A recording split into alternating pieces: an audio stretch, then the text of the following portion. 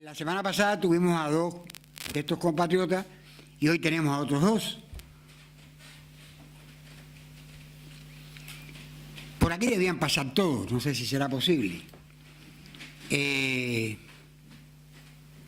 Porque cada quien tiene dentro de la terrible experiencia cubana, cada cubano tiene una historia que contar. Cada cubano tiene una historia que contar. Y especialmente estos hermanos que han llegado tienen una historia bastante dramática que contar. Pero cada uno tiene la suya, que coincide con la de los otros en algunos aspectos, en algunas aristas, pero al mismo tiempo cada historia es personal y cada drama es personal y tiene sus características. Hoy tenemos con nosotros a Julio César Gálvez y a Juan Carlos Herrera Acosta, que también tienen historias distintas cada uno. ¿Por qué comienzo? ¿Por él? Tim Marindi 2, Pingüe, Cuca, la mala, que títere fue por Juan Carlos, por Julio César. Tú mismo lo dijiste. Es igual.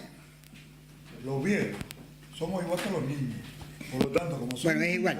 Bueno, yo voy a empezar por él, pero eso no significa que tú vas a tener más tiempo. El tiempo es el mismo. El tiempo es el mismo. Juan Carlos. Juan Carlos era periodista independiente de la Agencia de Prensa Libre Oriental. Y si ser periodista independiente en Cuba, como ser activista de derechos humanos, como ser activista político, independiente, etcétera, es tremendo en cualquier parte, pero en Oriente más. En el interior del país, la represión siempre, en La Habana, en Occidente es más refinada, ahí es más burda, porque como hay menos ojos mirando, no hay embajadas, no hay agencias de prensa extranjeras, y entonces pues ahí es un poco más durita la cosa. Por cierto que con la Agencia de Prensa Libre Oriental, la Fundación Hispano-Cubana en este momento tiene un proyecto de colaboración con los que están allí. Juan Carlos era de la Agencia de Prensa Libre Oriental en Santiago de Cuba. Fue condenado a 20 años y comenzó a cumplir su sentencia de prisión en Kilo 7 en Camagüey. Él es de Guantánamo, pero usted sabe, nunca te ponen de donde tú eres, te mandan por otro lado. Juan Carlos es muy conocido, todos los demás también, pero Juan Carlos especialmente es conocido por la vertical actitud que durante años mantuvo en la cárcel. La represión dentro de la cárcel se ensañó con él, realizó varias huelgas de hambre, recibió golpizas, e incluso en una ocasión, y esto lo hizo famoso, una triste fama, porque se cosió la boca en una de las protestas que hizo. Él nos contará todo esto ahora. Y más triste que todo eso, y queremos hoy decirlo sin querer remover nada en él, pero para que él sepa que lo hemos acompañado durante todo este tiempo, estando en la cárcel perdió a una hija de 14 años que viajaba a verlo, a visitarlo, y en un accidente falleció. Realmente tremendo. Pero bueno, esa es la Cuba que queremos cambiar. Entonces, Juan Carlos, para que nos cuente su historia, cómo se incorporó a esta actividad disidente, opositora, y que nos cuente qué hacía, por qué lo condenan a 20 años, y bueno, que nos cuente un poco ese pasar suyo por la cárcel cubana. Bueno, primeramente buenas noches, somos cubanos. Aquí se dice buenas tardes. Hay una anécdota un tanto curiosa en cuanto a la revista hispano-cubana.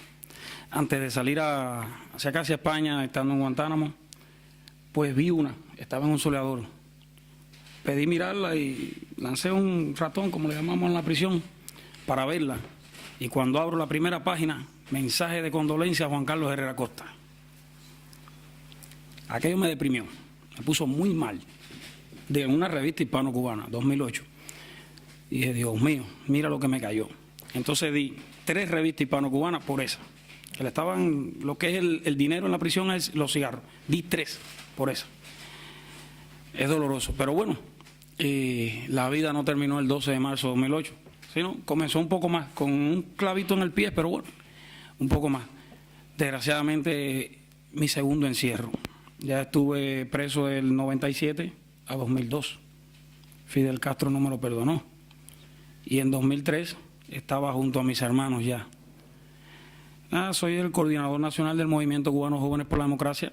Y Fidel Castro no perdonó que un grupo de jóvenes que comenzamos en 1991, muchos aquí nos conocen.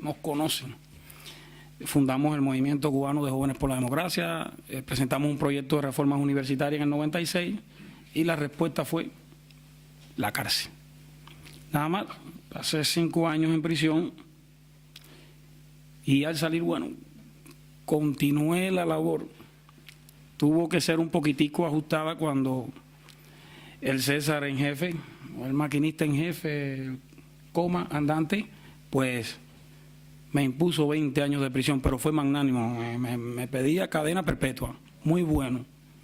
Fue muy bueno, se lo agradezco. Forjó un poco más el espíritu. Comencé en Boniatico, fue realmente donde comencé. De allí a los 3 meses y tanto, pues me pasaron junto a Ricardo, Salude, Regis y otros más a Camagüey. El peor antro de terror del hemisferio occidental. Ahí tenemos un ejemplo que lo sabe. Ricardo González Alfonso. Eso es llegar al infierno y no es el de Dante. Vamos a hablar del de Castro, vamos a apartar. Vamos a apartarnos. En la trilogía ahí nada más conocimos el infierno de Castro. Y desgraciadamente para mantener la verticalidad a veces hay que acudir a métodos que yo lo deploro, pero no podía arrodillarme y me cosí la boca, no fue una vez, fueron 8 veces, pero no me querían permitir que denunciara.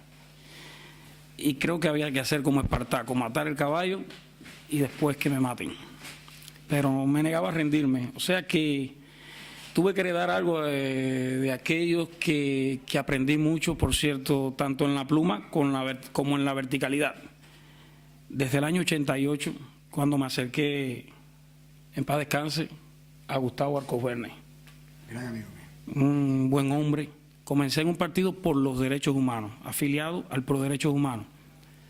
Luego no se ajustaba un tanto a mi línea porque eran personas mayores, aunque sí me abrieron la mentalidad. Y nos juntamos un grupo de muchachos, por así decirlo, casi todos al principio pensábamos en profesionales, porque no había que abrirse a todos los jóvenes también.